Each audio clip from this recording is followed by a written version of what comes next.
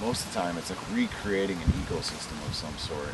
A lot of times it's wetlands, because wetlands are very important, and they're protected federally and by the state. So just a little background. So you know, our projects are always geared towards reestablishing native vegetation, and native vegetation, by our definition, would be vegetation that existed here prior to like white settlement and the species being transported rapidly between continents, which has a big impact on the environment.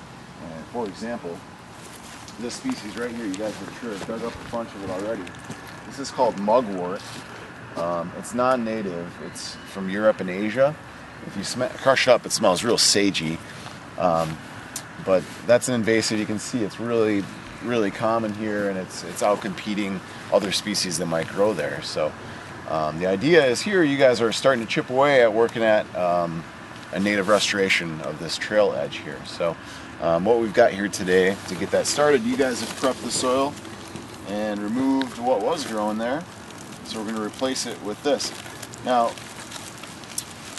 native restoration takes a lot of patience, because most of these seeds are perennial plants. And perennial plants don't always mature in the first year. So you'll put the seed down, it'll be in the soil, and you'll come back next year and you'll be like, oh, did it fail? What happened? But no, it takes it several years to mature. Sometimes it can be 5 years later before you see some of these seeds actually flower. The plant might be there, it might be small, and then as it matures, it flowers, and then you'll start noticing it. And a lot of the reasons for that, it puts a lot of energy into its root growth. So a lot of times some of these will have some of the grasses. You guys kind of gather around here. There's at least 30 different species mixed in this bag right now. But you can see some of this, like some of this fluff, that's what we call fluff seed. Some of these are what they call tall grasses. Some of the native tall grasses are big blue stem, Indian grass. Those are the two most common, switchgrass as well. But let's see one out here. This one right here looks like a big blue stem, or might be a little blue stem seed actually. But that fluff, that little seed can grow into a clump of grass that can have a root system that's 8 feet deep, sometimes deeper. It depends on the soil of the area. So just think about that. That's deep underground. So that's very drought tolerant then? Yeah. Once they're mature, yeah, they become very drought tolerant, and that's, you know, think of like the pioneers when they came and cleared the land and started tilling. Can you imagine trying to till through the root systems of some of these prairie plants? It would have been mad. And they didn't have good old John Deere. They had a horse and a little plow that they had to operate. So they certainly had some resolve to do that. But so anyway, we have a whole bunch of species in here. Some of them are that fluff. Some of these are very small. If you want to come up here and look again, I don't want to drop them all, so I'll be kind of careful. But some of these, like that right there, this little guy right here is one seed, and it looks like it's a black-eyed Susan seed. That's a very common native, and I'm sure you guys have seen that one. We got some other flowering seeds here. That one looks like maybe an fall sunflower there. And in here you can see some of these really small beady seeds.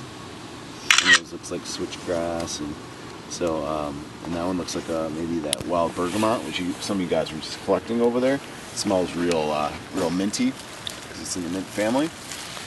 So is that the same bergamot that you get in like Earl Grey tea? It is, yeah. Earl Grey tea is made from bergamot oil, yeah. Yep. And actually that oil has some kind of antibacterial properties too, to some extent. So, and then this bag, I've got some collected, I'll just dump it right in here, collected milkweed.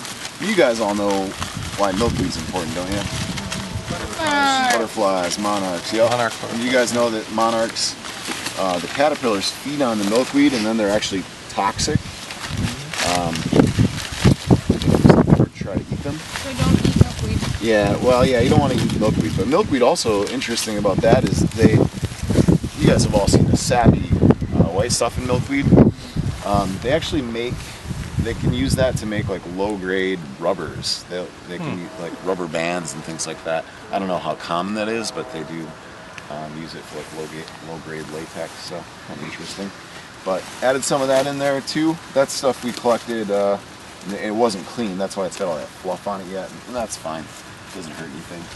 A fun way to clean that. Don't tell your parents I told you to do this, but if you get all that fluff, the seed is the brown part that's at the bottom. You can see those. But if you have a controlled situation, you can just kind of put a lighter to it, let all the fluff burn off, and then you have the seed left. Sorry, that's there.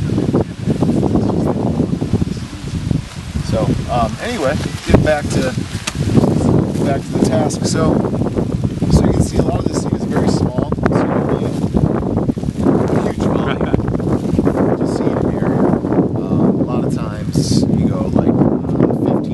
Per acre, so that's not a lot by weight. If you were seeding something like rye or wheat or something like that, you'd be going at a much higher rate than that.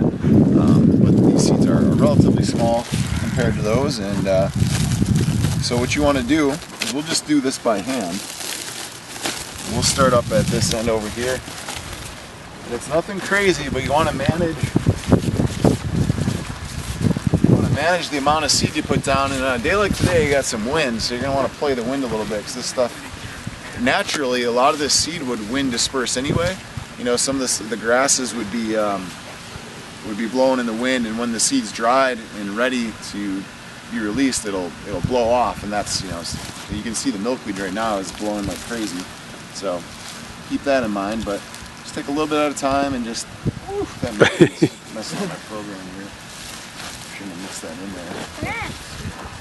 You just get a handful and you just want to shake it out. You don't have to dump it on the ground. You don't want to get some on the trail, because that'd be a waste.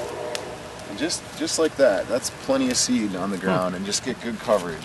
And what you're going to want to do is go back and then just lightly rake this into the ground. And by raking into the ground, you're getting really good soil contact with the seed, which is important for its germination, and also keeps it protected from birds or rodents that might come and eat it. So that's about all there is to it, and then you wait. But it's exciting. The fun thing about this, guys, is I did a similar project behind our school. And we did a prairie seeding just like this. We went out, prepped the soil, and years later, once I became an ecologist and started working doing this restoration project, I remembered that I had done that, and I went back maybe 15 years later or something, and the prairie was still there, and it looks. Hey guys, there's an eagle over there. Oh, sure is, yeah.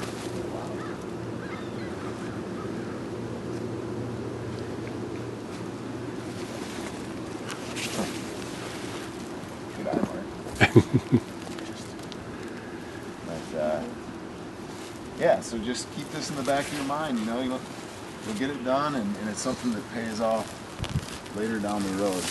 And then you're benefiting a lot of pollinators.